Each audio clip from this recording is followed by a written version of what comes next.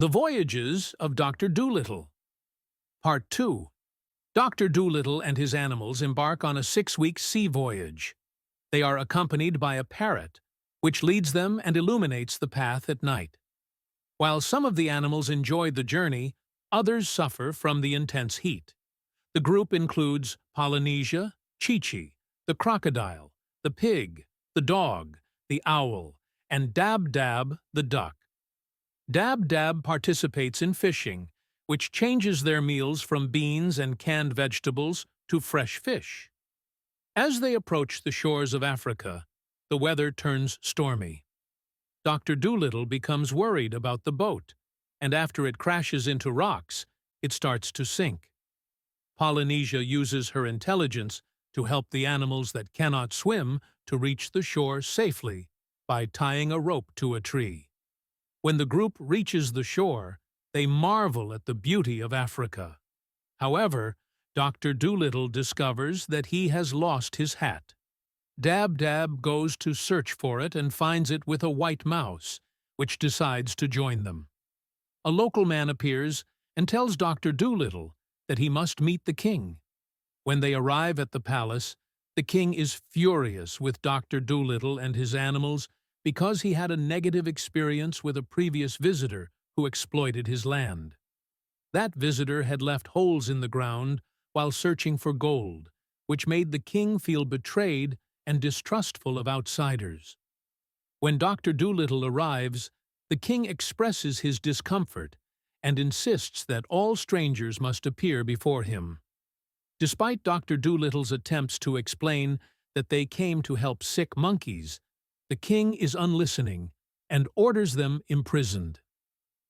After Dr. Dolittle and his animals are locked in a stone cell, Polynesia feels the need to come up with a plan to save them. Using her small size, she decides to sneak out through a small window of the cell. At night, when the sounds quiet down, Polynesia sneaks out of the small window and flies to the palace. Once inside the palace, she stealthily roams until she reaches the king's bedroom. There, she sees the king asleep while the queen is hosting a party. To mislead the king, Polynesia imitates Dr. Dolittle's voice, making the king think that Dr. Dolittle is speaking. She threatens the king that she will curse the land with disease if they are not freed. This frightens the king, who becomes afraid of her wrath. As a result of the threat, the king becomes confused and quickly agrees to release them. Polynesia secretly returns to the cell and informs Dr. Dolittle and the animals of the successful escape plan. When the queen returns to the palace after the party, she notices Polynesia sneaking out of the kitchen window, which raises her suspicions. When she informs the king of seeing Polynesia, the king realizes that he has been deceived and that he was not speaking to Dr. Dolittle, but to his parrot. After realizing Polynesia's trick and deciding to release Dr. Dolittle and his animals, the guards had already started opening the cell door. When the king and his guards reach the cell, they find the door open and Dr. Dolittle and his animals gone, having escaped just in time. The king, furious that he was tricked by Dr. Dolittle and his parrot, spends the whole night awake, sending his guards and staff to search for them, while Dr. Dolittle and his animals make their way through the jungle to save the sick monkeys. In the jungle, Dr. Dolittle and his animals face challenges, particularly with the tired pig Gub-Gub, whom the doctor carries. But the monkey, Chi-Chi, helps them with his knowledge of the places and fruits, enabling them to continue their journey. Along the way, they are greeted by a group of monkeys who celebrate their arrival and begin carrying the medicines while leading them toward the village. However, the king's guards are following them, and a chase ensues. At a critical moment, the group finds themselves at a deep cliff, making crossing difficult. The monkeys decide to form a bridge with their bodies to help Dr. Dolittle and his animals cross safely. Everyone crosses the bridge successfully, and just as Dr. Dolittle reaches the other side, The king's guards arrive, but fail to capture him. Once on the other side, Dr. Dolittle begins helping the sick monkeys, starting with separating the sick ones from the healthy ones. He asks Chi-Chi and his cousin to build a hut to shelter the sick monkeys. He begins vaccinating the monkeys with injections filled with medicine, despite their initial fears. It takes 3 days to vaccinate all the monkeys. But as the number of sick monkeys grows, Dr. Dolittle realizes that he needs help from other animals. Leopards and giraffes come to assist him, but the lion leader, who shows his pride, refuses to help, expressing his lack of interest in the monkey problem. When the lion leader returns to his den, he finds one of his cubs sick and not eating, which worries his wife. She encourages him to apologize to Dr. Dolittle and seek his help. The lion leader finally understands the importance of cooperation and returns to Dr. Dolittle, expressing his willingness to help.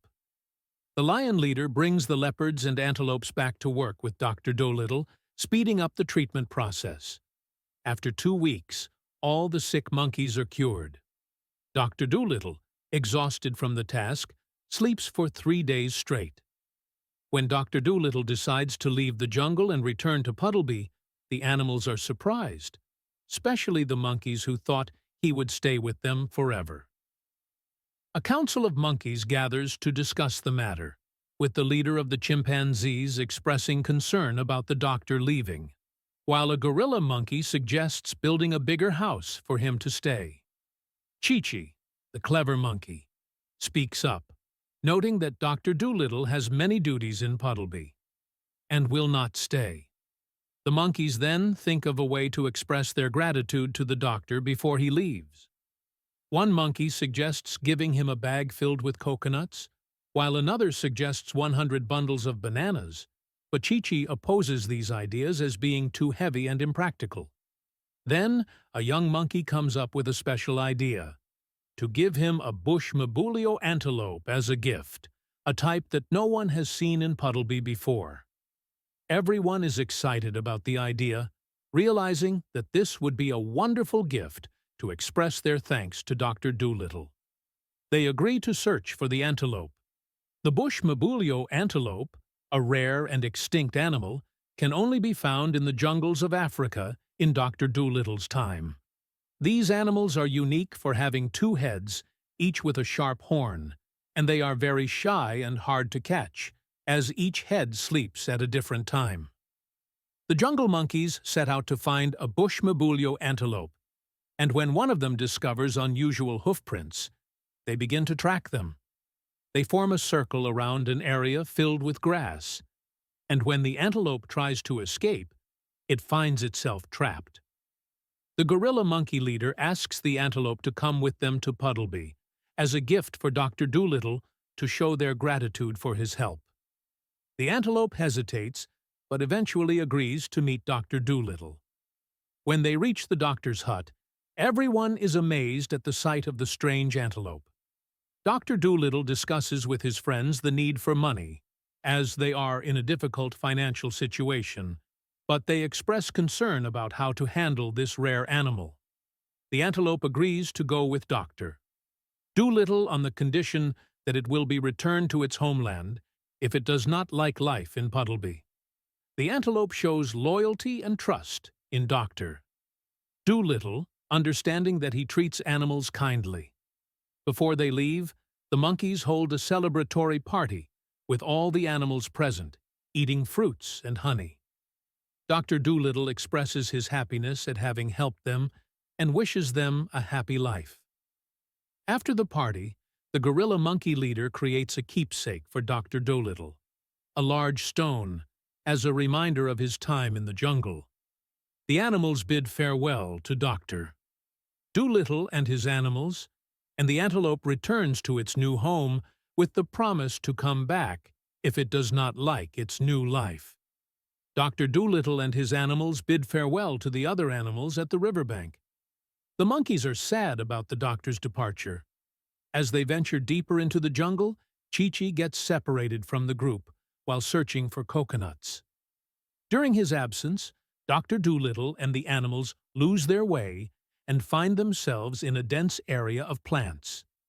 Dr. Dolittle tries to cut a path with his knife, but they struggle with thorns and mud.